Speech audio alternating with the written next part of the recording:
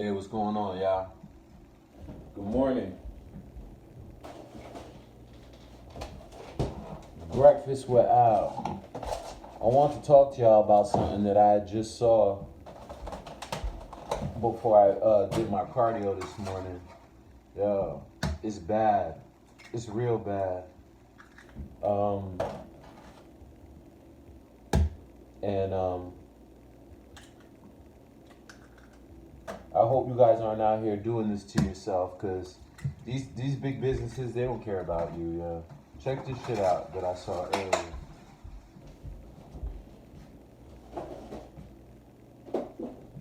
So earlier, I'm looking, and I thought it was a joke because I saw it on Facebook, but I Googled it, and it sure enough is true. Look at this. A double Big Mac? Really? Yo. And they're lying to you. They say it's 730 calories. They're flat out lying to you. But when have they ever told you the truth? Check this out. They're not even there. Look, made with 400% beef patties. It's not 100% beef, bro. Special sauce, crispy lettuce, processed cheddar cheese. They don't even lie to you, yo. Flat out. Tell them it's processed. Yo, we gonna lie to them? Nah, tell them. Tell them they're sheep. They're just gonna line up and eat this shit like some fucking sheep. And then pickles, onions, toasted sesame bun. Nothing compares to the taste. Yo, it's bad, man. Bad. People are out there eating that. People are out there eating that on Grubhub and on Uber Eats. Now, I'm not over here saying that you shouldn't enjoy a burger. I love a burger. I love a good burger. But you know what you do? Let me tell you what you do. Let me tell you what you do. What I do, like for my clients, if I'm training somebody, the first thing we start is in the kitchen. It's built in the kitchen. First thing we do is start in the kitchen. And if they resist, then I have no interest in training you, because that means you really don't want to get in shape. And I'm not one of those people who are just gonna be friends with you and we're at the gym and you just tell me about how your life sucks, and then I collect my money and keep it moving. My job is to train you and change you, and then you go tell a friend, or you have a friend or somebody who sees you say, hey, how'd you do that? And you go, yo, it's the dude Al I fuck with. And then that's how, you know what I'm saying? And I only fuck with a limited amount of people because I got a whole life and work that I do outside of this. I literally train because I love it. I like just helping people. I like seeing when that aha moment comes with people and that change comes. I love it. I love it. But anyway, so yeah, basically, what you want to do is, I love a burger too. But you know what I do? I'll go to the supermarket.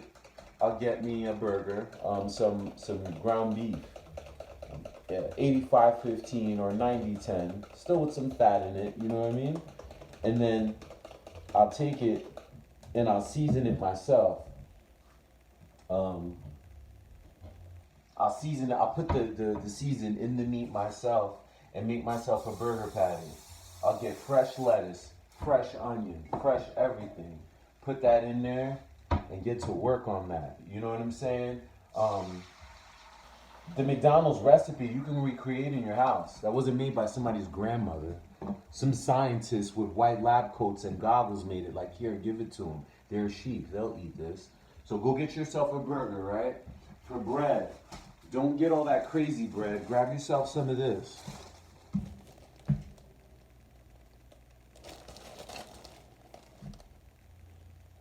BJ's cut a check.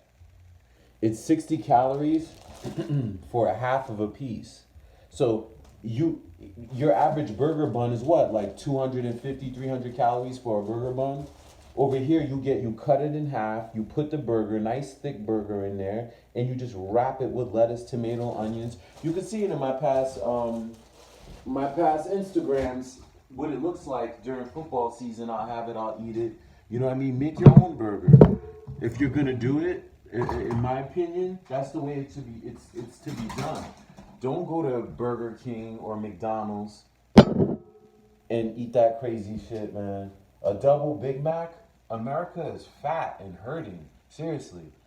And especially the African American community, if you watch this stuff on on the coronavirus, it's hitting our community hard because a lot of people have high blood pressure, diabetes, and all of that. Some of that you could contribute, you could attribute to like it being hereditary. But I forget the exact statistic.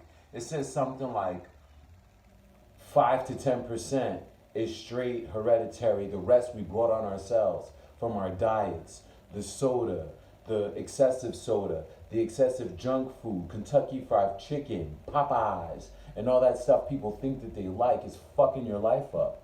You know what I mean? I'm pretty sure you guys want to be around to see your kids and your grandkids like graduate high school and get married and whatnot. So you need to start taking more control over your diet and stop eating that crazy shit. McDonald's has no love for you, no love whatsoever. Burger King has no love for you. To them, you're sheep, and you line up and you get this shit and you pay us our money. You're paying for your own death. To me, it's worse than smoking a cigarette, eating at Burger King and shit. But yeah, that's pretty much what I wanted to talk to y'all about. And also, when you train, you need to come to the table while you're doing all this changing with a vision. You need to have a vision in your head of what you want to look like. I think when I sit back and I think a lot of the reason why I stay on track with my diet isn't because I'm special and I'm not better than anybody. The vision for what I wanted to look like was clear in my head. I'll never forget it. It was like 2012. The Olympics was in either China or London or one of them. And there was this runner, he was a United States runner, and he wasn't like, he didn't even get a gold medal, I don't think. He's no face that I can remember that's like out there in one of the prominent heads. He was just like a basic dude. Actually, I think it was like decathlon he was doing, where you do like 3 or 4 different things. But anyway, his physique just seemed like, yo, that's the epitome of fitness right there. It's the epitome of fitness, the shoulders, the chest, the just lean but built and lean. You know what I mean? Like I said, I want to look like that. And I modeled everything I did. That was the picture I had in my mind every time I went to the gym. So when people would come up to me, even at work or whatever, like I remember that I had, people say you look good, this, that, and the third.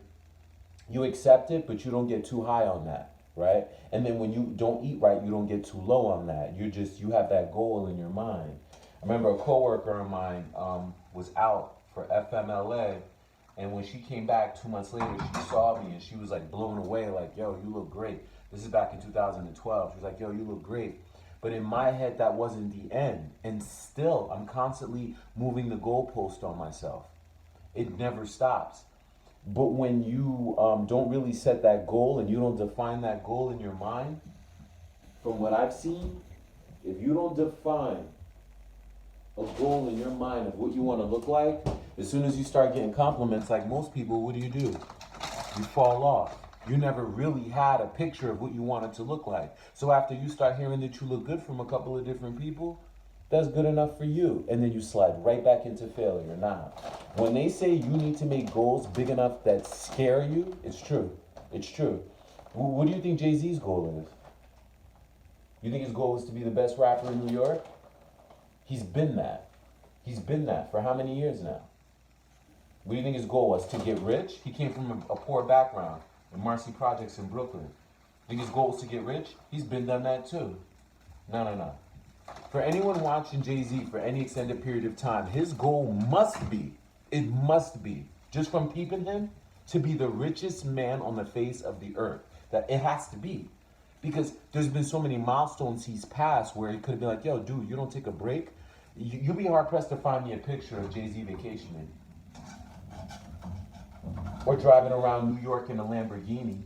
You can tell his goal was never to stunt on people and stunting for the gram. I don't even think Jay-Z's on Instagram. His goal is to be the richest man that was ever living on the face of the earth. So everything below that he has no interest in.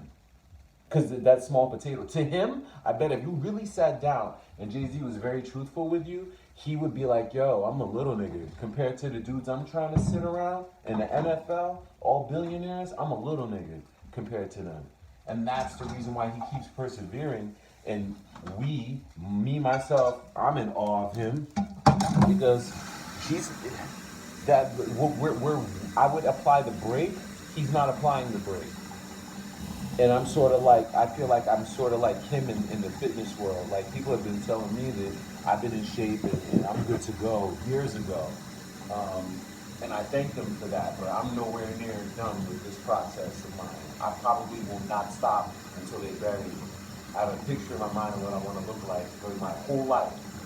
When I'm 40, when I'm 50, when I'm 60, because I've seen guys 40, 50, and 60 look fabulous. And I'm like, yo, so it's possible. I want to look like that. And I change the goalposts. Every 5 to 10 years, I change my diet and how I train. So it's time to eat these eggs.